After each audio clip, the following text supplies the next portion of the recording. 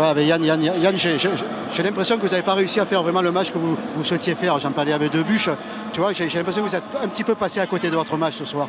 On est passé à côté de notre début de match, surtout. Ouais. Je pense qu'on avait en quelque sorte la maîtrise un peu du jeu.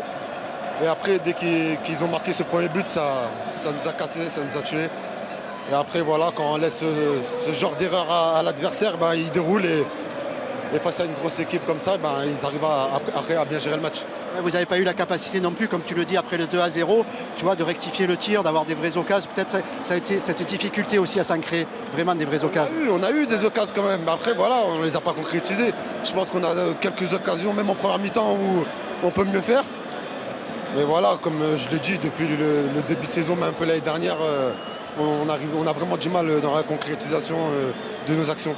Ouais, dans un match qui était important pour vous, je le sais, parce que vous pourriez monter d'un palier là, dans ce genre de rencontre. C'est vraiment dommage. Ouais, c'est dommage, on gâche tout. Je pense qu'on gâche une préparation aussi.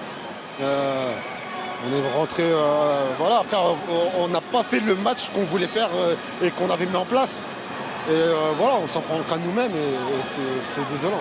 On me dit dans le casque que vous n'avez pas gagné contre les clubs qui étaient au-dessus de chez vous. C'est ça, c'est sûrement qu'on n'a pas la prétention de jouer l'Europe. Donc maintenant, je pense qu'on va la fermer, on va rester à notre place et juste penser à bien travailler à l'entraînement, c'est bon.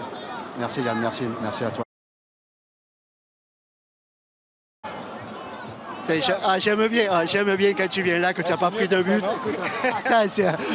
C'est un régal, franchement, c'est le plaisir. En fait, je ne voulais pas te poser de questions, mais je voulais te mettre là parce que j'étais content pour toi. Mec, on en remercie beaucoup, Paga. Non, en tous les cas, c'est bien, pas pris de but, gagner des matchs.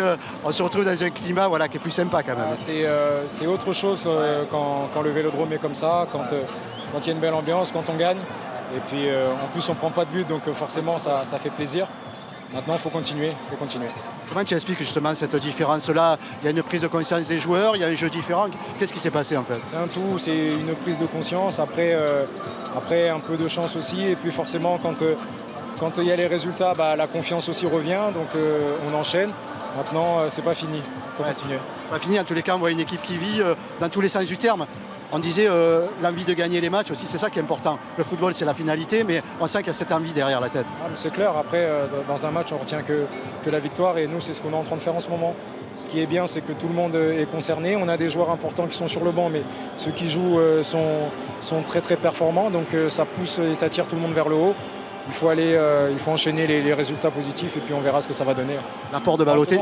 Non, l'apport de Balotelli. Dis-moi un petit peu l'apport de Balotelli. Toi qui le vis à l'entraînement dans un match, voilà, dans tous les matchs. On le voit, on a le meilleur de Mario depuis son arrivée sur le terrain. Il marque, il est décisif, il est important, il fait peur aussi aux adversaires.